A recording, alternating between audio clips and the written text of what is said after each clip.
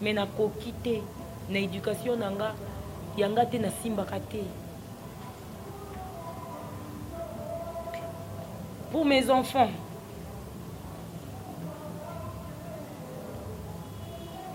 oh bafingami bana moyibi, pardonnez-moi. À tous mes collègues, on a simalanga babengi bino moyibi, babibi nyonso boza bamiyibi, bolimbisa.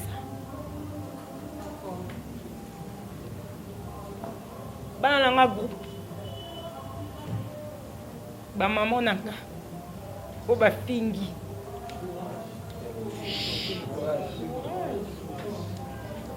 Vous n'avez jamais accepté ce que nous avons théâtre, libota na pas. Na sa mutu makasi na sali. Mais à cause de moi, ba fingi bino famille ya miyibi. Ndeko osunga biso matsa koli moko tokana. S'il vous plaît. Alors, Torosala Boye, à retomber la colis moko atangi combo, comme ça on saura. Nani azu colis, nani azu qualité. D'accord? Alors, Tobandi, il y avait 9 veuves. D'accord? Il y avait 8 en fait, na orpheline moko. Ok. 9 veuves, 8 veuves, si 8 veuves n'a pas ça qui a maman Gisèle Dikambala. Alors, orpheline moko, en tout cas, je cite bien. Ouais. Orpheline, il y a émission après eux. À part ba orphelin oyo, ezalaki bilamba avant faina ki ekotika na tikaki. Ouais. Alors, Jérémy Bilamba, il y a maman Gisèle Dikambala. De la paix, il y avait 9 petits colis en fait, et tu le col à 7. D'accord. Merci Tobandi Aliboso. Alors, Toyokana. Alors là, Papa Chafo Baloussa. Ok, tu peux t'asseoir. Ndeko Sungabiso. Tokana. Calmement, s'il vous plaît. Merci le collègue. Il y a Papa Chef. Il y a Liboso.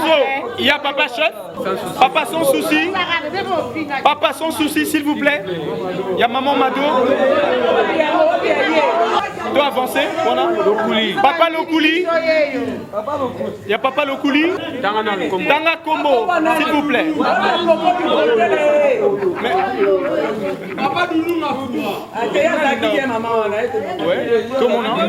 Papa Mundweri. Merci. J'en ai mis ça. Coco Bicoté.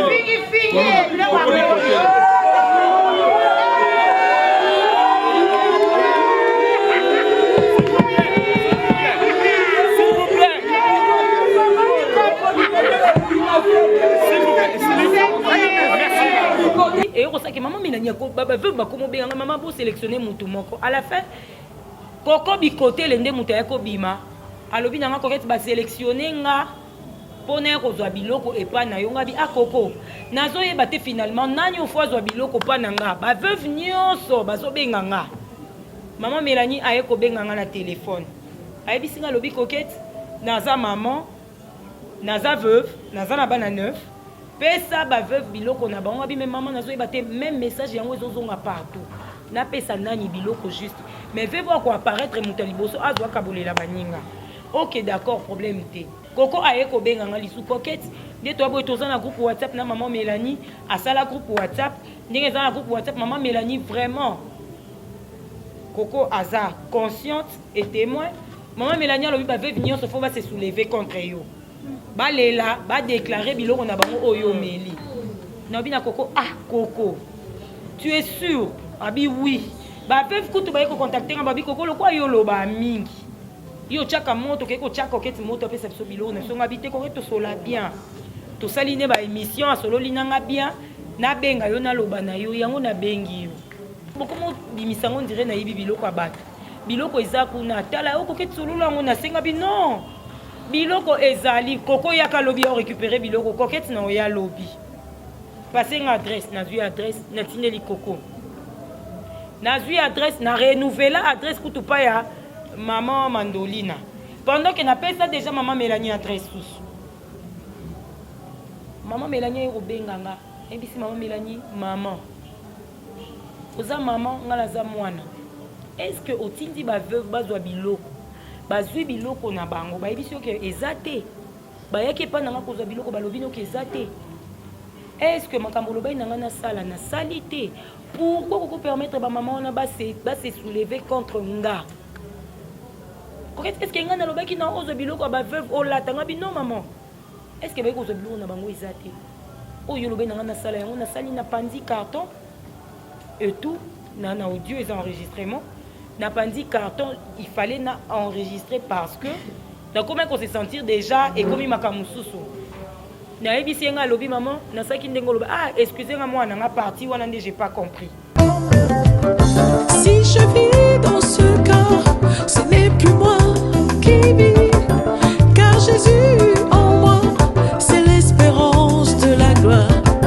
je peux vivre sans toi loin de toi je suis perdu je veux être ta demeure oh oui pour toujours entendre ta voix à chaque instant oh oui je m'offre à toi je t'appartiens oh roi éternel. Nous nous sommes réunis ici pour cette conférence de presse, bien sûr organisée par l'artiste Coquette. Je parle bien sûr en son nom si vous voulez. Dans 2 petites secondes, elle sera avec nous pour discuter avec vous, la presse. Merci de répondre à notre invitation. Ça fait un grand plaisir, bien sûr, de voir si nombreux. Vous nous avez suivis de l'autre côté et ici aussi. Alors, un grand merci au nom de l'artiste. Alors, Tozana Sengo Makasi, Yagoyamba Bino Nyonso Presse Oboye, pour nous besoin éclaircissement et information. Ne Moussala Nabino, merci na ba chaîne Nyonso. Il y a télévision Eza Awa. Dans 2 petites secondes, Nazomona artiste Coquette, Azoya, Nabengi s'il vous plaît.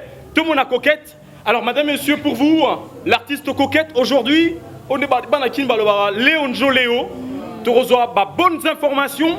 Tu sais ce qui s'est passé et qui a fait quoi et qui devait faire quoi. Tu reçois Lélo avec l'artiste Coquette. Madame, messieurs, pour vous, Coquette, merci. Bravo. Aïe, aïe, aïe.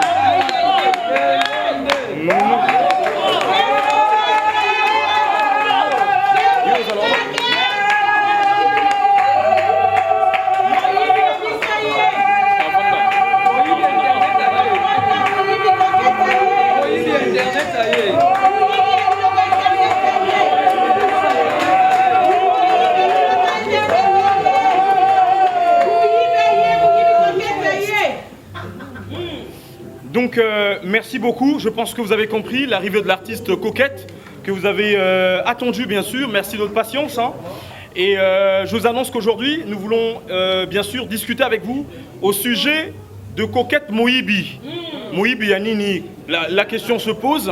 Tu as information tout à l'heure. Nayemoko Awa, Toyeba ce qui s'est passé. Et il y a Salaginini, Falaga Salanini, et puis Nana Salaginini. Alors, sans plus tarder, je pense que liste ma question Ezali, il y a Bateau Baotouna ma question. Donc, respecter vraiment ordre wana. Bateau Baotouna ma question, ça va Bateau Oyoka Bako Tsadja Bakombo en avance pour n'a Batou ma question. Donc, en premier lieu, artiste Arosel Abisso, explication brièvement par rapport à sujet il y a Coquette Moïbi et du coup, tu quoi avancer dans la série à questions-réponses. Merci. Tu as la parole. Merci beaucoup. Bonjour à tous. Bonjour. Merci d'abord de répondre à l'invitation Nanga. Comme je l'avais dit, donc premièrement, je vous remercie. Moi, je me présente Coquette Oboyebi, Naza, artiste et comédienne, mais na ndenge zalara heure moko polyvalence et koki osala na maele nzamba pesa biso polyvalence et salaki on s'est dit bon eza nango grave PTR moko soki olobi sala mo musala mo na place peut-être ya demeure nyangi to au compléter peut-être grâce témo to au compléter peut-être Malika Mania que je vois là to Tendresse Dibinga au compléter Kovo d'or vous voyez donc au compléter peut-être Moura de la presse au lobby bon na tango ezo répondre na mekako agir selon ndenge ba capacité ezo répondre alors na vandaki il s'est fait que Étant artiste et comédienne, Nathalie, Lelo, Moutounion Sazobele la coquette, Moutounion Sazobele la telle, Moutounion Sazobele la telle par rapport peut-être à la célébrité, par rapport peut-être il y a combo, par rapport peut-être il y a Koyebana, Tokoki Koyebana, mais après Bisso, Elo on y est la Nasima. Combo, oui, mais après Combo, Elo on y est la Nasima. Est-ce que nos œuvres parlent? Ezali Kanisio et la Kinga na Moutou. Alors je me suis dit en tant qu'artiste et comédienne, na mwanda moupé à talent de na utuko lobake nzamba kokyo permettre yo comme polyvalente au sala ata aux alata moi chroniqueuse. Alors je me suis dit Nathalie na analysé nga na fille na sala théâtre na artiste actrice comédienne au batonyo so bayebi. Je me suis dit nat meka ko étudier parcours. Lelo na monde na biso ezali soki coquette azate personne ne verra mes enfants hein. Na bamboka mupaya eza mususu tu verras on va benga assassin peut-être on va benga kaboye lelo kokoza la acteur to auteur azate mais œuvre na ezo zongisa famille na ezolia ba droit na ezo zongisa. Pour moi c'était na kokelo bezaki voix oyo et koki ko ganga kobele la alerte que ezape na monde théâtre na bato bakufa oyo bazaka ba icône oyo lelo ba œuvre na bango fo ezongisa. Raison pour laquelle na sala qui émission après eux batinyo so batalaka l'émission après eux elobelaka sur bato bakufa batika biso nos célébrités oyo batika biso. Donc en tout cas émission après eux ekangama te ezali pona mutu nyonso célébrité nyonso c'est pas seulement pona bato ya théâtre quand bien même kezaki plus pratique ya okutana na bato oyo ya théâtre que bato ya peut-être domaine mosusu.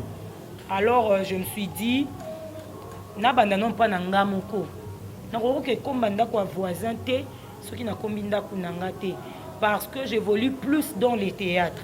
Alors ceux qui les longs pe nazate ceux qui na salle émission après eux oyo et au sala 15 jours il y aura quelqu'un oyo lobana zo relève wana na salle émission après eux pour plaider pe pour na makoko o les lois tiki biso. Je ne souhaite pas ma mort bien sûr. Ouais. Après Nathalie nalobi bona banda Nathalie il y a eu des icônes oyo soki lelo totangi kompo na bango mutu nyoso mon enfance na ye na ba élément émission nanga il y a eu émission moko pour na papa Doudou, émission pour na papa sans souci, émission pour na ya dadi au bonyo so bakufa batika biso pe à leurs âmes. Alors quand on a fait l'émission après eux, c'était juste pour réveiller mémoire ya batou qu'on a eu quelqu'un, on a eu une icône, on a eu tel oyo asala a défendre drapeau, oyo na ba œuvre na ye a pesa conseil oyo akoki ozala oublier facilement te. Dès dans cette émission après eux. Voilà.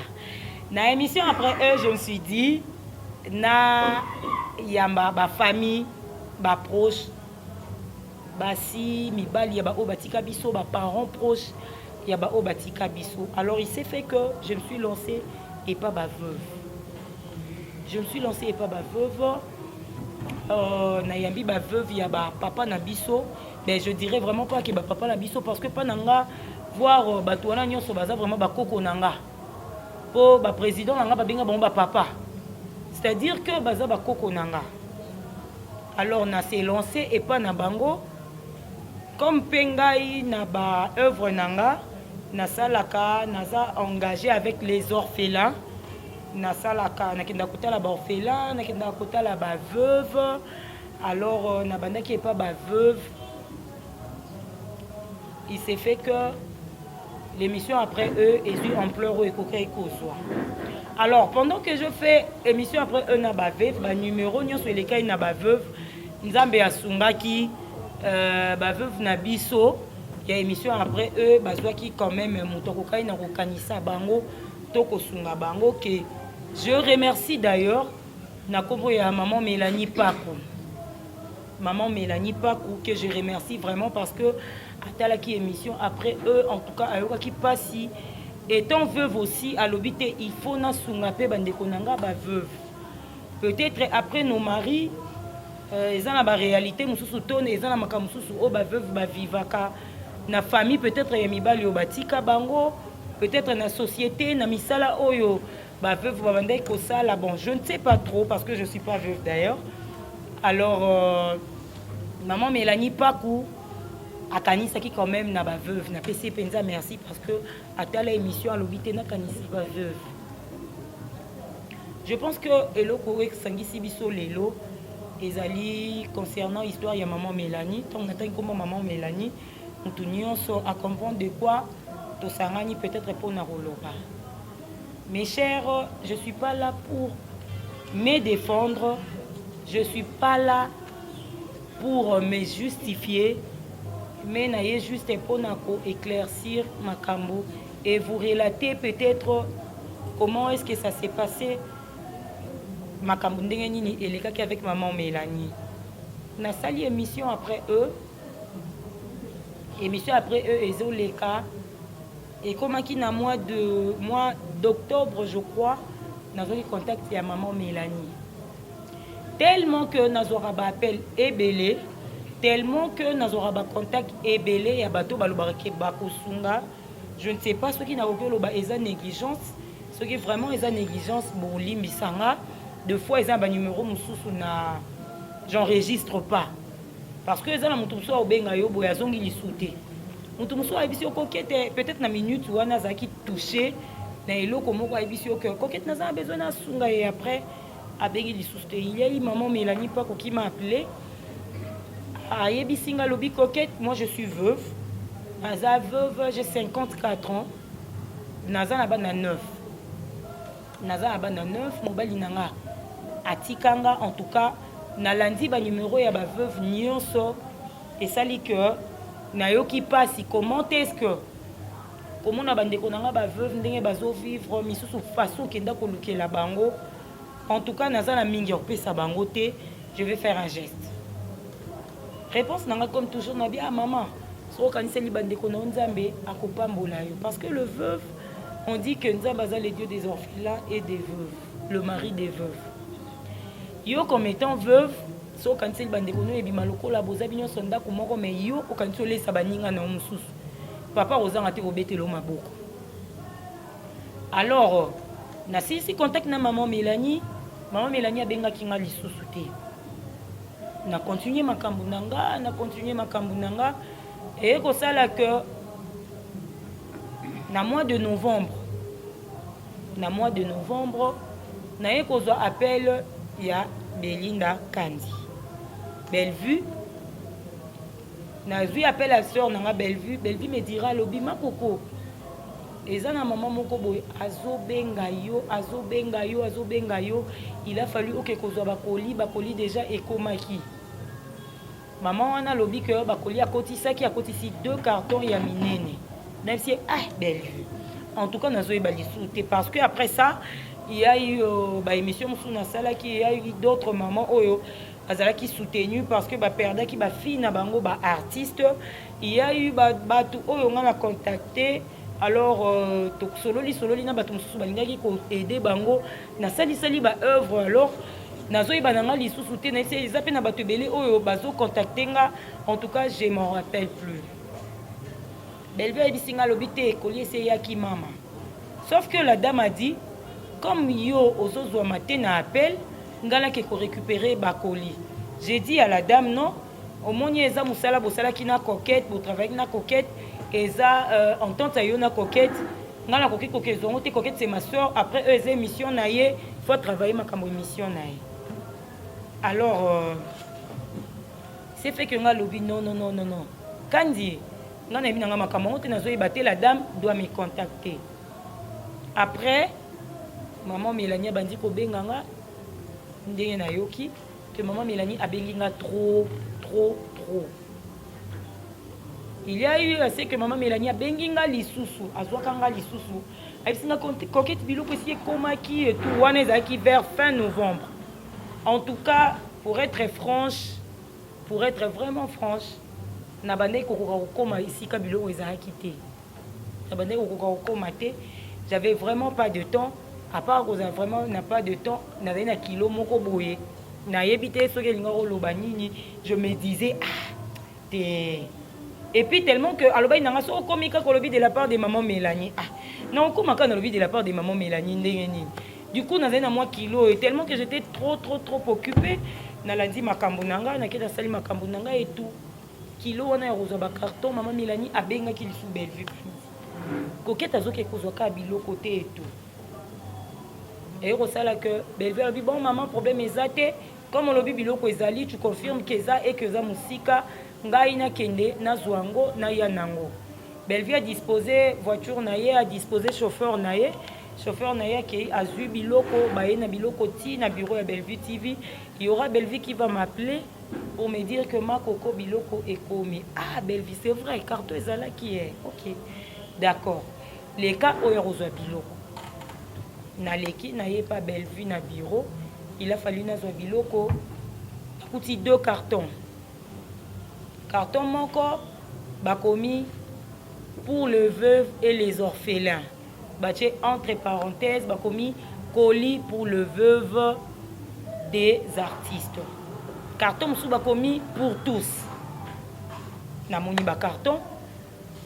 C'est ça, c'est vrai. Et puis Naïbisi Bellevue ngabi OK d'accord dans ces cas to sala ndeni to benga la dame Bellevue bisi ngabi non makokonga la za numéro nae on peut l'appeler na bengi allô maman maman Mélanie c'est coquette coquette nazo benga ko to ngabi en tout cas maman Mélanie na yebité mais nazo mona nga ba appel te nazo mona ba appel mais na yebité soki au numéro na yo et tout na tikali pour enregistrer ba numéro te et rosala que na yebisi maman ngabi maman na moni carton awa Eza 2, moko pour tous, moko pour le veuve et les orphelins.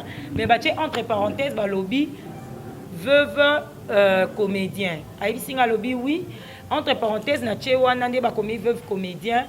Ezali juste pour na ba veuve dans les cartons. Coquette, panza carton wana. Coquette, panza carton wana. Coquette, panza carton. Tango ko panza carton okuta biloko eza en vrac na ba sachet na kangi pour le veuve eza na ba kombo na bango soki moni bakomi papa mundweri eza pona mwasi ya mundweri soki moni bakomi pululu eza pona mwasi ya pululu soki moni OK alobi zwango chango mupandi oyo etikali en vrac tala eloko eza na kati opona oyo sepelisi yo ozwi.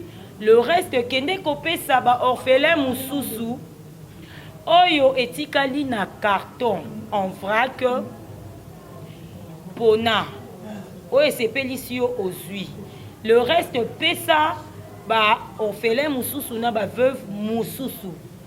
Je me suis dit maman est tombée bien parce que ngala kenda kotala ba orphelin nanga na ba veuve nanga.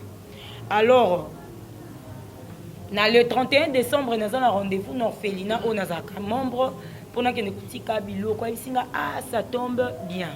Chaque colis fait ça, veuve na veuve, colis c'est non combo naï. OK maman, c'est bon. Mais na kati ya carton na yope, Bellevue soka ko sepela ko yero zwelo ko aye azui. Na carton mususu wana na tie pour tous, les artistes nyonso a sepela aye azui eloko. Les noms n'étaient pas cités et pas nanga. Alors je me suis dit, OK maman, problème est zate, tout ça la ndenge au lobby. Il s'est fait que maman Mélanie n'a vu carton, n'a qu'un carton. Tant que maman Mélanie te solo ni maman carton na bureau, on a dit bon maman, n'a filmé carton quand même. N'a filmé carton et tout. Non, il n'y a pas de problème ma fille qu'on filme carton. N'a dit OK d'accord, problème est zate. Maman tant que zo kabola, je peux filmer. Na ko kanga photo et tout abi non problème eza na moté coquette na sina sali musala nanga c'est bon le reste est ça là. OK merci maman merci beaucoup et Sili na carton vous signalant d'ailleurs que après eux eza émission oyo je me suis dit que nanga comme étant moana oyo naza richissime te peut-être oyo naza nanga nango ebelete mais comme étant moana moi mukie nazozwa nakoki kokende kolia na bamama oyo bapapa na nga batika. Alors ntango nazosala émission après eux nalukaka kozala na moi quelque chose nakoki koservir bamama na nga comme passage, et puis na mosala na nga nasala ya kokutana na baveuve na baorphelin nakoki koservir bamama na nga veuve. Alors nazwi bacarton na bandi koséparer biloko, nazwi chaque colis ya chaque veuve na tie à part. Comme maman lobaki nazwi bilamba na kati ya bilamba en vrac, esali que na sepeli na oyo nga namonaki oyo esepelisaki nga parmi bilamba oyo nga namonaki, namoni une robe rouge, une robe chemise ya rouge. J'ai vu aussi une robe chemise nde tobengaka yango orange, eza marqué VL. Non, non, c'est pas du Valentino, mais ça VL. Pas commis very love, je crois, very luck, un truc du genre. A commis un bongo, alors na bilo commis balenga koko sepela nango, na misu nanga parmi tant d'autres ezaki wana. Nazui yango. Après eux eza musala nanga, je peux pas mélanger musala nanga nandaku na vandi. Na panzi carton na ndaku nanga te parce que na koko panza na ndaku nanga te. Pandi carton na kasavubu. Na bengi maman na pandi carton na travailler, en tout cas na longoli biloko ya ba maman nyonso. Bilamba o etikali maman na bilamba vanko et en vrai ko loba na ngana pona na poni na moni robe chemise moko ya orange na robe moko rouge, en tout cas biloko na poni ya bwana. Mais que parmi biso il y a tant d'autres qui sont des artistes. Lelo vanda ba bengi 1 kilo mo eza awa, 10 kilo mo eza awa ou en tant que bateau, ndenge toza boy soki ba offrir yo cadeau, en tout cas au lingo la kisa mutu wana ke cadeau non a considéré yango. C'est ce que je fais. Maman Mélanie tindelinga elamba, na rozwe elamba na lati, je vais me présenter pour maman monaki moi nananga a considéré loko maman a pessier. C'est ce qui s'est passé avec moi. Donc na zui elamba na lati, na sali nango tournage. Et lelo toza ba acteur, toyebi makamni nyele kaka. Lelo na monde na biso soki ozana elamba te, en tout cas un sou pour apparaître ezara difficile, ezara vraiment difficile. Yebisanga lelo elamba mo côté lio ya sika ovandi ozotala ngo pendant 5 jours pendant que bazo bengo tournage à chaque jour soko la tango te ponanga namoni mama kanisi mwana ye abakiseli ngai eloko moko ya plus na kati ya bilamba nanga. Oui nalataki nalati vraiment, en tout cas nalobi mama fwa mona ndenge mwana ko saper capacité ya maman mes chers batala rango te. Maman soit capable de repérer ça yo lipa talipani à 100 francs liango. J'avais pas besoin nazana mona maman pesinga elamba ya 5 euros. Ah yem tana France ponya pesinga ya 1000 euros te. Pour ce maman zo inga ya 5 euros.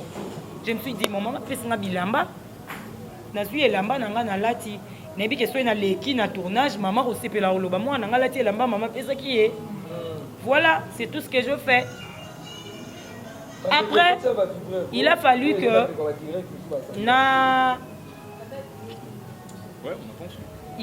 que na kabola biloko ya ba veuve. Na ye kozwa carton, appel ya carton ezwa kinga epande onangai ezwa kinga na novembre. Nazo na ye kozwa carton na mois de décembre. C'était vers la fin. Mois de décembre vers la fin, on est tous comédiens. Bon, on n'est pas tous comédiens, mais bah comédiens. Patron a yo moko tu te dis na mi pesi repos. Ce qu'on ça pas mutu ba pesa yo repos. Je me suis dit bon, nazo un peu de repos, je vais répondre na début de l'année. Dans une activité mon corps remettre pardon na orphelinat et puis ko komo na ba veuve mususu. Na kaboli biloko, tangu na fongoli carton na moni biloko mutu na mutu. Na bengi ba veuve. Maman nanga allo ba maman, eza na maman moko akanisi bino azande ko na bino veuve, akanisi bino atindeli bino koli. Eza na maboko nanga, boza na paquet, mutu na mutaza na paquet na e awa. Baza ba maman nanga. Na sala na bango émission après eux mais nakutana na bango hors caméra. nasala na bango émission après et il y a d'autres na benga bango mes copines nasala na bango émission après eux mais il y a d'autres na solo la kana bango ils ont entre moi na ba maman na ye. Alors na bengi bango je me suis dit bon et koza kitoko ponanga carton na komi après Noël nazui carton après Noël et comme déjà bande kalamination après Noël na lobi rozala kitoko ponanga na vana na ba maman na qu'on se retrouve encore tout ça la net échange de vœux et puis na remettre bango ba kolina bango maman Mélanie tindaki wana ezalaki lokola ponanga na monyango échange de vœux et puis fêter avec ba maman nouvelle année et puis voilà. Dès qu'on a ça là, on a kutana na kuzu babilo comment bon alors na benga ba maman tant idée on est na bengi maman Mélanie na singa lobi maman na keta la ba orphelin na na fin de l'année Nathalie ba veuve nanga alors on a sepeli ba veuve nanga ya après eux ba veuve ya ba artiste na vanda na bango tout ça la échange de vœux je veux en profiter comme ayé na compte ya après eux. Je vais en profiter. Je vais en profiter pour na 5 et vous permettre vraiment faute de moyens aussi parce que na komaki déjà na robimisa bimisa moins ébélé par rapport à la santé na o ebanda ko déranger nga déjà depuis mois de décembre na début alors na lobi maman na koluka moyen moko Koli et atteindre ma veuve. Ça l'assure que Koli est atteindre ma veuve. Mais de là, on a bimisa lisusu na banana bango tout ça net moi fait moukier et si ma lisusu té ça va plus permettre. Maman lobi nanga OK d'accord, on contacter ma veuve oui, na contacter bango. J'ai commencé par contacter ma maman Mado. Maman Mado Mandolina n'a pas dit par contacter maman Mado. Tu vois les colis que je devais vous remettre, il fallait na salamo et le remonto kutanato sangana mais moyen ezali sous-souté alors na kosala makasi et ko atteindre bino kaka mikolo yo. Nazo ce qui sa bango kutunga bi bolati te na Noël et colis et na récupérer colis après Noël. Bolati te na bonani ato aussi ça nyonso les 5. Mais du moins vous avez na bilamba olata atika batu to se débrouiller pour to lata ko ke to za bongo po nini après e bengi tenga bino boza calme to sangana les 5. Et occasion et ça là qui que tout coûte na sous-souté vu moi ba empêchement na robenga bango na bi maman nazaki empêché en tout cas maman Mado je vais vous rappeler tantôt pour mutu na mutu mais quand même ko zwa koli na ye oyo batindela ki na bengi ba maman et rosala que après ça alobaki na ba veuve j'ai appelé maman Yvette qui est la veuve à papa Mundoeri. J'ai appelé maman Da Silva qui est la veuve à papa Lisala Ngomba. Na bengi bango, na bengi maman Mandolina, na bengi en tout cas le veuve. J'ai appelé maman Charlie qui est la veuve à papa chef. Malgré que Zobango, ezaki moi pas si ya maman Charlie, maman Rose, la veuve à papa Doudou, que Zobango ezaki vraiment pas si. Mais na bengi bango, na saki fort na zui bango na lobby, na koya kotika. J'ai appelé maman Yvette na lobby yoza moi musika. Mais permettre que baningo baza pembeni nanga. Bazwa avant yo. Na bakoli wana, il y avait coli à 8 veuves et puis orpheline moko qui est maman de la paix, orpheline ya maman Ewaso. Parmi bateau na sali na bango émission après eux parce que bakoli eza bakombo eza bateau émission après eux. Nazui coli na ke déposé chez la veuve de Yadadi Dikambala qui est maman Gisèle. Na pesi e coli et voilà. Tokangi photo na maman Gisèle, totindeli maman Mélanie. Maman Gisèle a salé maman Mélanie voice, maman Mélanie merci, nazui kolinanga et tout. Je vais vous montrer la photo, je peux peut-être envoyer de voice. Oh yo, je sais pas si vous recotez ça. Na katia banine na bino. Alobi maman Mélanie nazui kolinanga, nazui photo na tindi. Ozui kolia et puis na katia carton aux acquis en vrac, nazui sac à main. Abilo on a coûté en vrac, nazui sac à main. Il m'a plu et c'est pas les sakinga. Na pesi maman Gisèle. Na tikeli ngabi maman Mélanie pesi biloko yo et tout, nazui sac à main na déposé. Et puis tout ça li otokoka ko sala. Après na yo luka maman de la paix. Na maman de la paix. Colina yo na yo tikolo wapi na landi eti na tournage place Falazala. Na déposé Colina ye Maman de la paix a sali voice, maman Mélanie, merci, n'a pas pas coquette et tout. Maman Mélanie a dit, il n'y a pas de quoi et tout. Maman Mélanie a robenga. Tout seul, maman Mélanie, va sortir maman de la paix. Ah, merci, moi, je suis mais tu fais comment pour comme il a vu ah, oh, batunanga. Ils ont ça dans la salle après eux. Moté mananga. Je l'ai fait parce que dans mon arango, ils ont vocation nanga. Ils ont appel nanga. Na bengami pour servir. Nazo sango pour rendre service. Na kotika la kolekate na yebisa mutu pardon tindelanga eloko boy pour servir ba veuve non.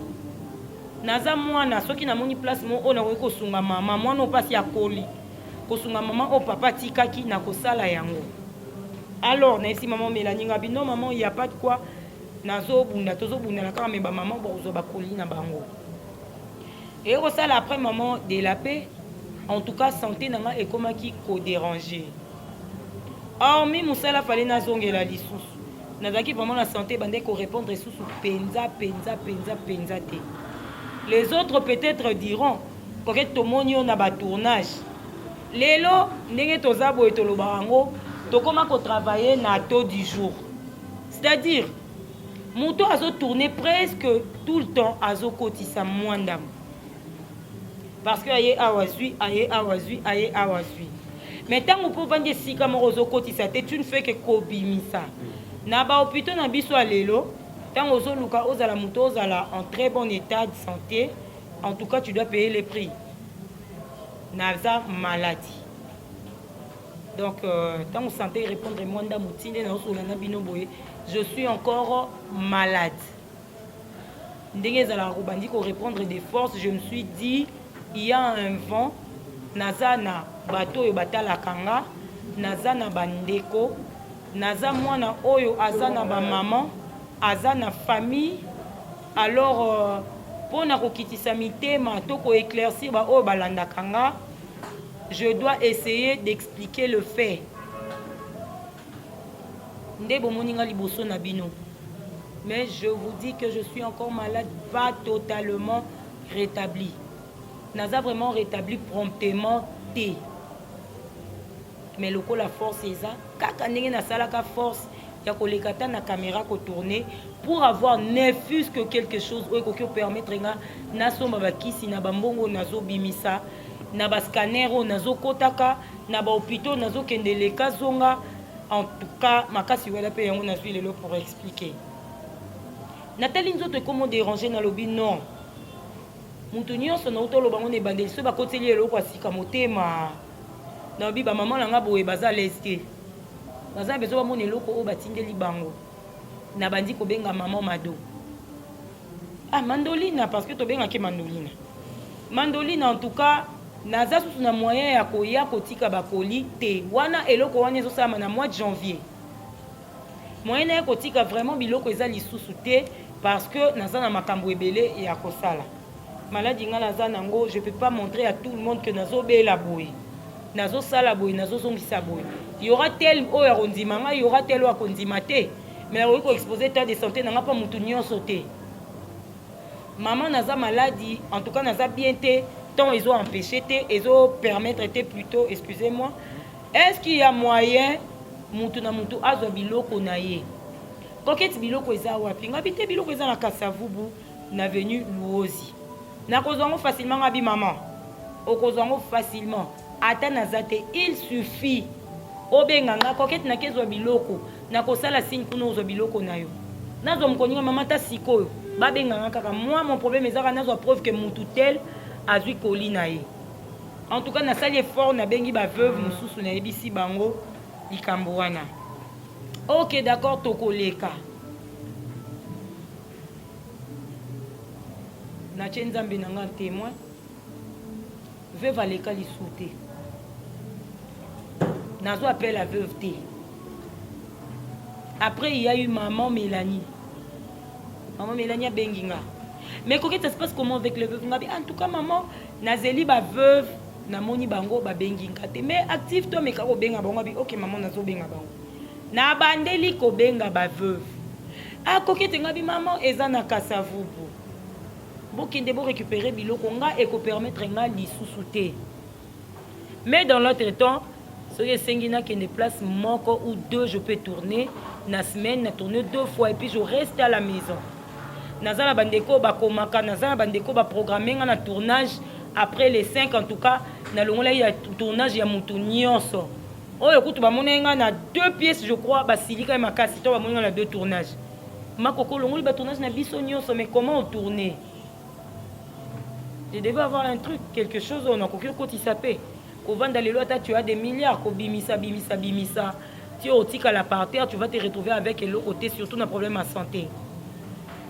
Alors na ebisi na bengi bango na bandi pa maman Mandolina, maman tala boya kozwa biloko na bino ko keto koleka olobaki kasavubu tala bokende moment nyonso bokende temps nyonso bokende mais ngana zoka preuve que bozwi biloko ba robenga ngana on permettre bango bopesa bino biloko. D'accord, ceux qui n'ont quitté dans Otinda Moine. J'ai appelé maman Yvette, la veuve maman, il y a papa Mundori. Maman Yvette habite coquette, en tout cas je suis loin. Naebi ke yo, jour nyo so reçoit katon, oyo tike là. Na bengi ba veuve musu coquette tokoleka. Ba maman batu basi bakoli, je peux pas kolobaki ba maman batu. Ba sala ki soki ndeni peut-être maman nzoto pe kokyo déranger, soki nga kutu gêne déranger. Après j'ai reçu l'appel de Maman Mado. Après temps moko Maman Mado bengi nga isinga coquette ba bengi nga pa maman moko za na poto alobi atindelinga biloko pa na yo na ke kozwanga bi mais Maman Mado kaka maman wana oya tinde biloko asikeza te kaka maman wana tindaki biloko ngo yango kaka eza oyo il faut ya o récupérer kaka yango ngabi oui maman kaka yango dans ce cas na ko ya kozwa. Ok, d'accord, problème T. Na komi kozo ba pela ba veuve mususu. Ko ke fallait to ya kozo biloko, ko nga bite kaka biloko. Kaka wane, mais boko ya kozo mkoni. On va passer to ya kozo. Maman Mélanie yo benganga. Ko ke ça se passe comment avec les veuves? Ngabi non maman, ba bengi nga ba lobi que otindi biloko mususu. Mais nga nazaka na bakoli na bango wana. Maman Mélanie singa excusez. Te nga na yebisi bango. Parce que dans l'émission, il faut inviter à ça numéro naï. Na ABC bango maman Mélanie a prélevé les numéros à chaque veuve. Na ABC bango que baya kozwa biloko oyo wala kanga binde bazo benga on dit biloko akala, biloko asika. Habite kaka wana remettre bango.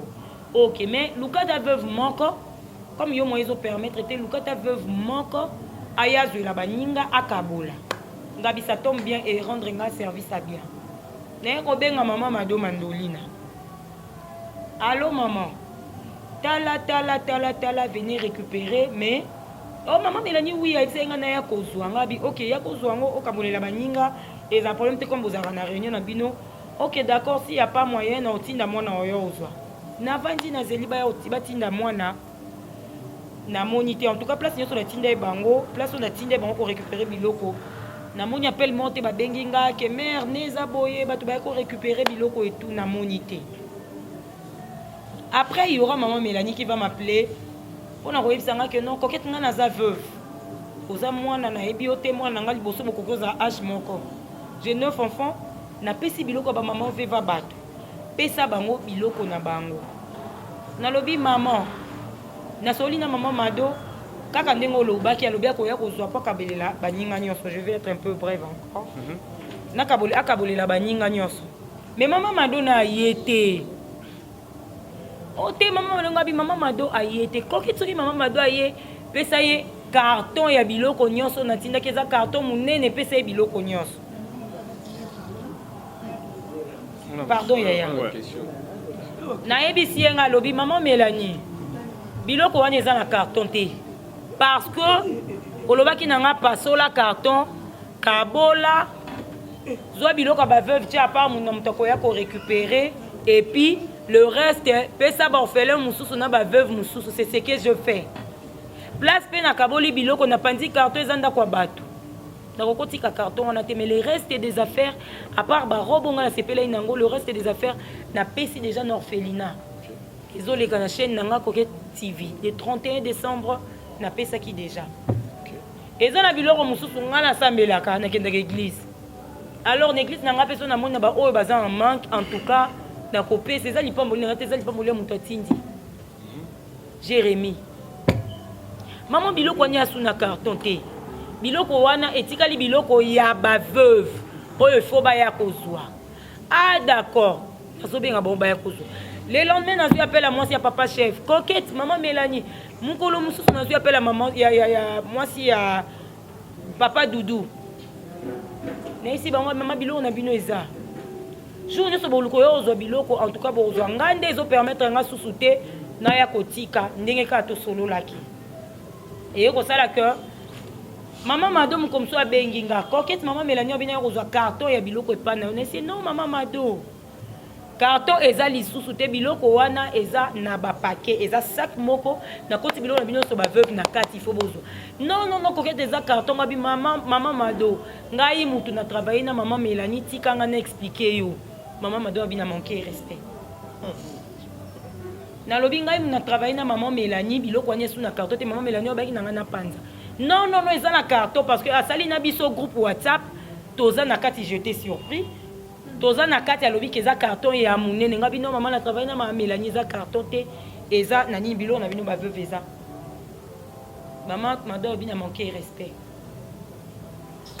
eleki o eleki et ko saki maman Mélanie ko ba veuve ba komo benga maman pour sélectionner mutu moko à la fin koko bikote lende mutu yako bima alobi na nga koketi ba sélectionner nga pona ko zwa biloko epa na yo nga bi akoko nazo yeba te finalement nani ofwa zwa biloko pa na nga ba veuve nyonso bazo benga nga maman Mélanie aye ko benga nga na téléphone ayebi singa lobi koketi naza maman naza veuve naza na bana 9 pesa ba veuve biloko na bango bi même maman nazo yeba te même message yango ezozonga partout na pesa nani biloko juste mais veut voir quoi apparaître mutu liboso azwa kabolela baninga ok d'accord problème te koko aye ko benga nga lisu coquette nde to boy toza na groupe WhatsApp na maman Mélanie asala groupe WhatsApp ndenge za na groupe WhatsApp maman Mélanie vraiment koko aza consciente et témoin maman Mélanie alobi ba veuve nyonso faut va se soulever contre yo ba lela ba déclarer biloko na bango oyo meli na bina koko ah koko tu es sûr abi oui ba veuve kutu ba ko contacter nga babi koko lokwa yo loba mingi yo chaka moto keko chaka oketi moto pesa biso biloko na songa bite ko to sola bien to saline ba émission a solo linanga bien na benga yo na loba na yo yango na bengi yo na bina koko en tout cas bolimbisanga na yo kai mwa kanda na mina koko bokomo bimisango ndire na yibi biloko abato biloko eza kuna tala yo koketi solo lango na senga bi non biloko ezali koko yaka lobi o récupérer biloko koketi na ya lobi passer une adresse nazui adresse na tineli koko nazui adresse na renouveler adresse kutu pa ya maman Mandolina pendant que na pesa déjà maman Mélanie adresse sous maman Mélanie ero benganga ebisi maman Mélanie maman oza maman ngala za mwana est-ce que otindi ba veuve bazwa biloko bazwi biloko na bango bayebisi yo ke ezate bayaki pa nanga kozwa biloko balobi no ke ezate est-ce que makambo lobai nanga na sala na salité pourquoi vous permettre ba maman na ba se soulever contre nga est-ce que nga na lobaki na ozo biloko ba veuve o latanga bi non maman est-ce que ba ko zo biloko na bango ezate o yo lobai nanga na sala yango na sali na pandi carton et tout na audio et enregistrement n'a pas dit carton il fallait na enregistrer parce que dans comment qu'on se sentir déjà et comme makamususu na ebisi nga lobi maman na saki ndengo lobi ah excusez-moi moi na partie wana ndé j'ai pas compris ok abina sina pesa ki adresse et pas ya maman Mandolina ale kabaya kozwa biloko koko aye ko benga nga na tongo koko ti pesa adresse nga mais koko na sina komeli adresse ok non ok récupérer biloko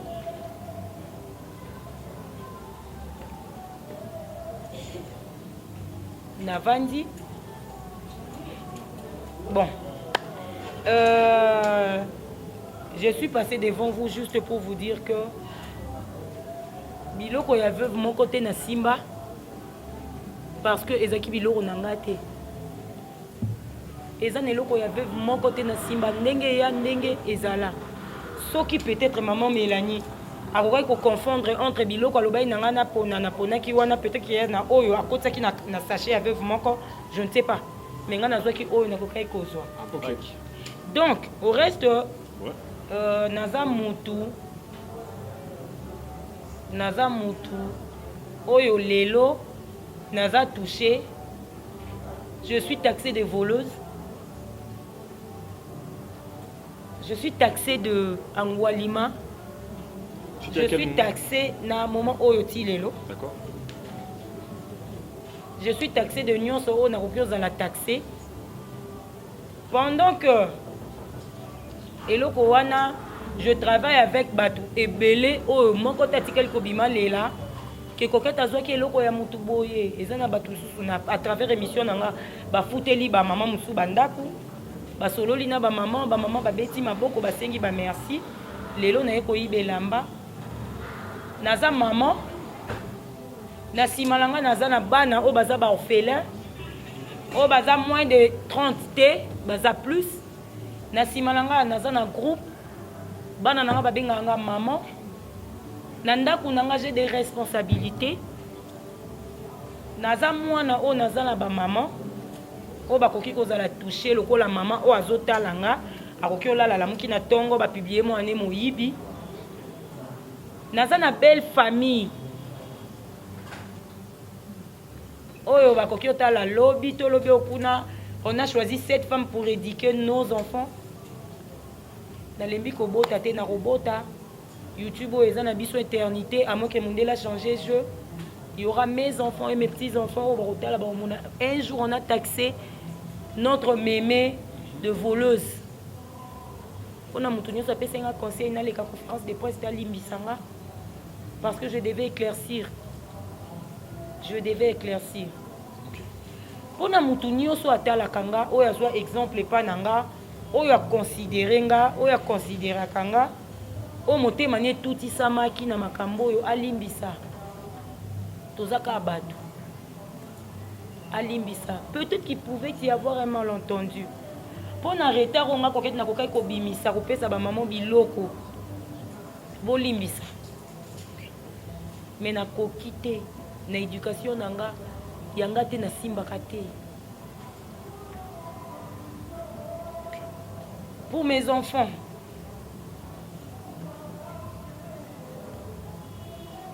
oyo bafingami bana moyibi pardonnez-moi à tous mes collègues on a nsima nanga babengi bino moyibi babibi nyonso boza bamiyibi bolimbisa bana nanga groupe bamama nanga o bafingi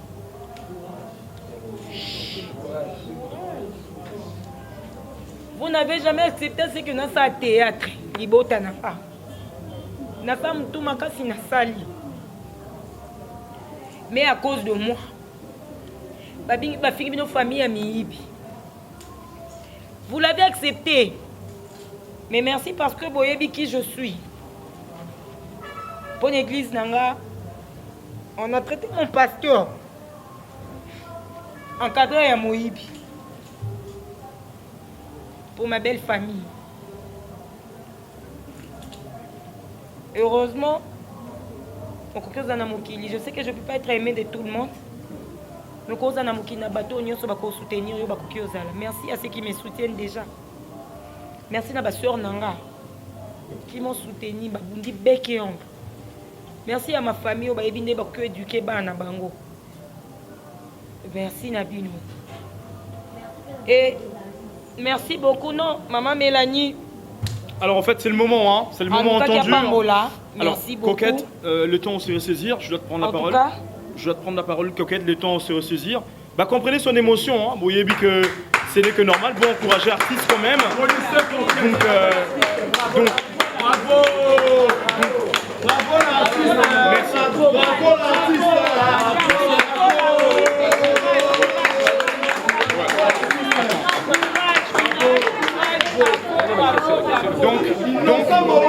Donc, alors, s'il vous plaît, s'il vous plaît. Merci. Merci déjà Nabatusi Bazo soutenir. Merci Nabino Makasi de Bazo soutenir artiste. Merci. Merci Toyokana. Alors, c'est le moment au biso tout aux là qui tout le monde dans internet, tout le monde partout, ba photo ba colis, ton intimité, te douter. Mais on a baillé tout le monde à Siko, nani a sali nini, nani faga salanini. Alors, la preuve elle est là. Alors, coquette n'a pas boy début, sobo msabakoli, tout est van à Messawa. C'est maintenant parce que artiste a chuté et puis tout balancera ma question. Alors, Bobby Misabakoli, voilà. Voilà. Et puis tu vas prendre. Attends, Bab Misana, calmement. Mais Moutoumora Bimisa, rapidement. S'il vous plaît, s'il vous plaît. S'il vous plaît, s'il vous plaît, s'il vous plaît. Alors, Ndeko Orosungabiso, Ndeko Sungabiso Mata Kolimoko Tokana. S'il vous plaît, s'il vous plaît, s'il vous plaît. Alors, Torosala Boye, Arotombo la Kolimoko Atangi Kombo, comme ça on saura. Nanyazui Koli, Nanyazui Kolité. D'accord? Alors, Tobandi, il y a Liboso. Il y avait 9 veuves. D'accord? Il y avait 8 en fait, na orpheline Moko. Ok.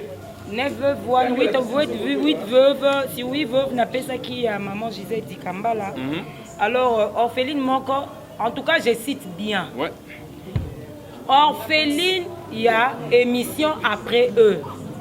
À part bah, orphelin Oyo, et Zalaki Bilamba avant de qui est Kotika Natikaki. Ouais.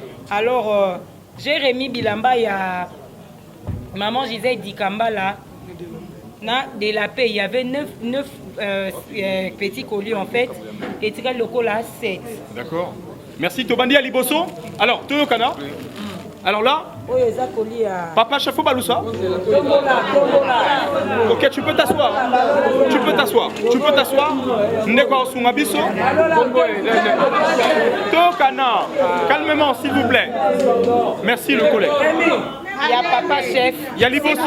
Il y a Papa Chef. Alors, on sait la commentaire après. Il y a Papa Chef. Combo, te poser, on a mis ça et tu as la commentaire après. Alors, deuxièmement, Papa Lissala, ok? On avance? On a? Papa sans souci. Papa sans souci, s'il vous plaît. Il y a Maman Mado.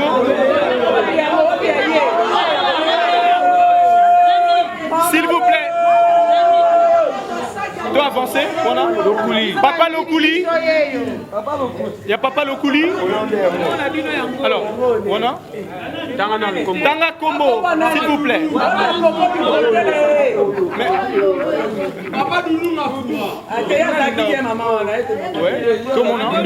Papa Mundweri. Merci. On a mis ça. Coco Bicotel.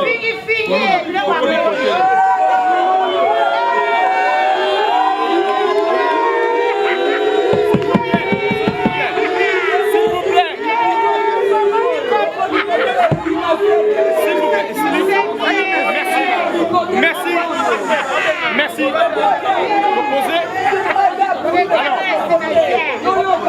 Alors, s'il vous plaît. Merci. Merci Kovo. Merci Kovo Deluxe. Merci. Alors, la lingue Sikoyo. Ouais, non. Alors, la lingue Sikoyo n'a pas Sabino Maloba. Alors, artiste, c'est la conclusion, tout simplement. Parce que bon, on y va preuve. Il y a une image. Pardon. Bosa professionnel, il y a Moussa beaucoup. Tout se comprendre, pardon. Alors, artiste, Osa la Maloba, Osa la conclusion. Comme ça, tous les questions-réponses par rapport à la liste. Il y a ma jeunesse, on a moi. Rapidement, merci. Voilà. Brièvement. Voilà.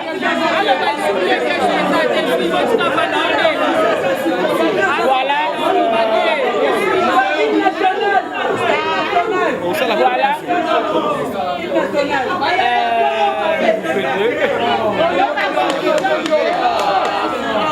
Mais finalement, la caméraman nous doit battre la journaliste. S'il vous plaît. Merci. Voilà. Biloko ya ba veuve yango yo. Oyo moi je leur dois. Mais ba maman bolimbisanga peut-être vous avez pressé la tabilamba na bino na umisi pendant que vous pouviez aussi ata kotina bandeko nanga baya kozwa ponga pe na komaki moi santé pendant en tout cas je sais pas bandeko nango baza bayebi naza vraiment je peux pas le dire ici eza santé nanga donc biloko yango yo bolimbisa mwa temps wani pesaki na mutu nyonso oyo afinginga oyokaki na yo il y avait aussi des preuves je peux pas te condamner mutu oyo otokokaki kotaxe nga de moyibi parce que oyebaki na ote yo mutu abato en tout cas mutu nyonso mpe na betisi libaku alimbisanga mais je dirais dans 24 heures les mamans naza na ntango te ya kotika na biloko opo eza mpe kaka yanga te naza mpe na ntango te ya kogarde yango po esi esali mpe bambula ebele bambabamo ebele mpa na nga ezeli tellement boya kozwa yango natiki na nga 24 heures sinon eza susu na charge na nga te ezonga na agence ide eza ezonga na agence mama Mélanie voilà. akamata bilei na ye Merci. Au reste, merci beaucoup. Merci.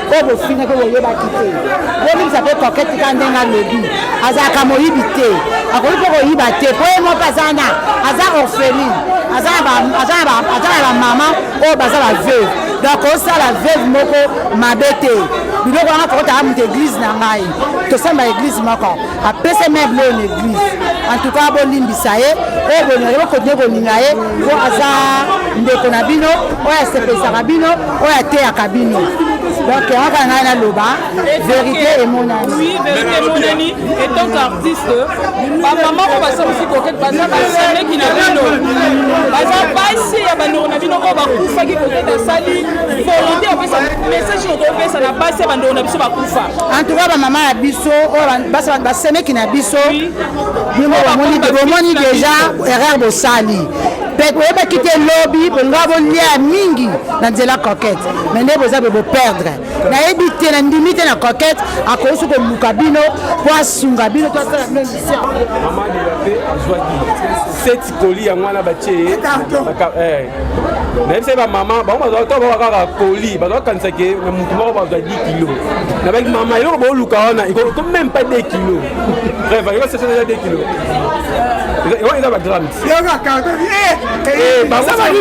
eza bagramme bango soki na motu na bango bayekake baopesa bango karton 10 kilo 10 kilo voilà mama eza bagramme ya même pas 1 kilo mama baza na 24 heures tolobi bien baza na 24 heures baya korécupere biloko na bango soki 24 heures baya korécupere te kokata ozwa biloko wana bwaki wana balabala vomete eboko kota na fula sayo donc biloko na bango wana bamama bosilikaki kokati pour rien soki bamama soki lelo badiaspora bakoma koyede bango tu comprends soki lelo badiaspora bakoma koyede bamama na biso c'est grâce à Coquette ndeti nga mosa papa chef namoni eka na TV nayebi ndenge elongi na ye te Donc, mon moi, c'est papa chef, grâce à émission à coquette.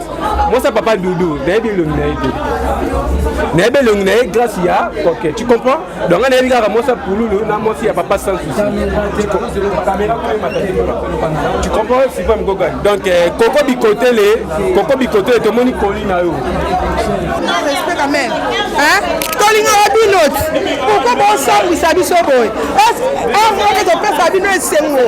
Hein? Bon c'est préparé bon mon abisso. Mais bon qualifié biso kalikola jean mon on a body. On dit que bon son melambate. Bon les lissi coquette. Hein? Et ça biso passe. Ma melani yo kozane Sengo te. Bon on est loko yo sali. Yo fingi si bato photo nyonso. Bato photo pe ba yebi. Likamno on est l'équipe ba qualifié ba on niveau soudé. Merci na on nyonso sali. Malamu na yo. O umela.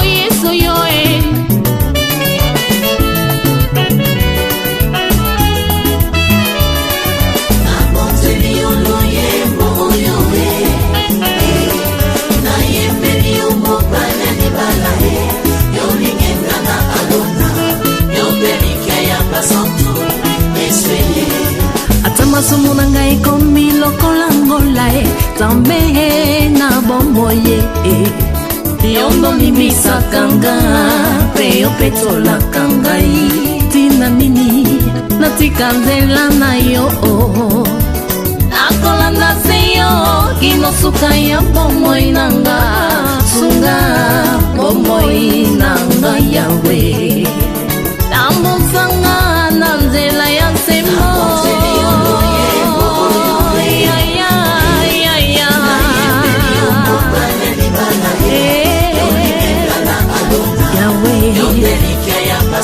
Kolo Yona papa bozali moko salete yona ngai tokoma moko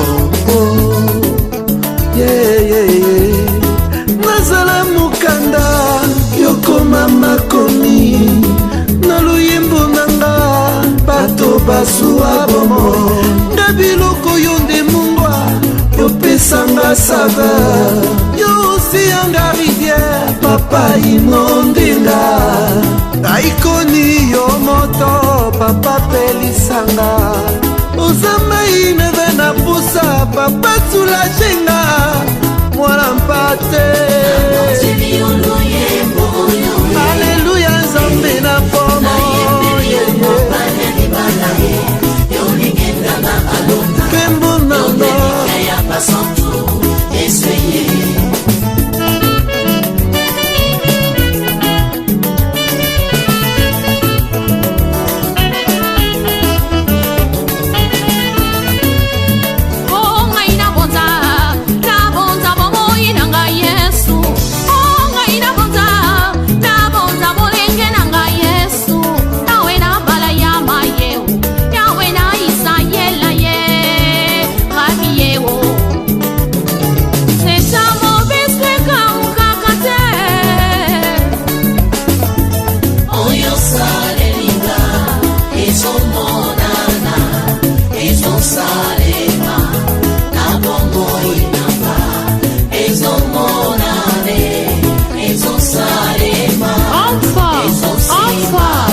toi, Seigneur.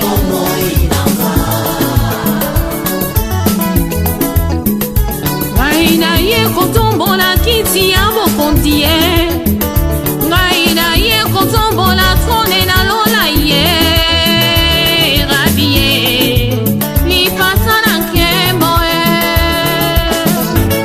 ata makasi esili ye papa, yo nde opesaka nga makasi, ngai nasala na kati nelanga na yo we, yo nde opesaka nga bilei ya moli mokolo e, ya mosunyeza ya pamba e, ya molimo yango babengi liloba na yo shila e.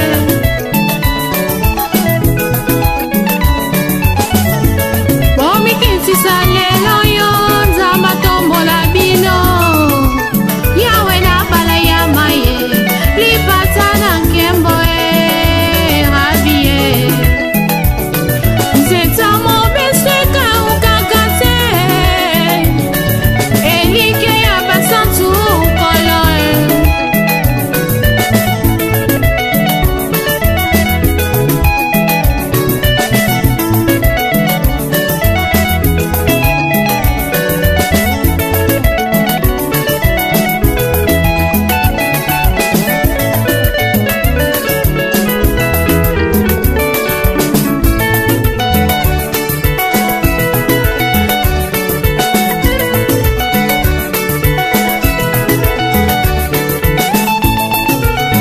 Oh, Sunga Africa Food, Papa Moko. Ah, Sungako, Pasteur Simon IPPDA. Ah, Sunga, Sernanga, Nathalie. Ah, Naye Kotombola, Comme na kit na bokos.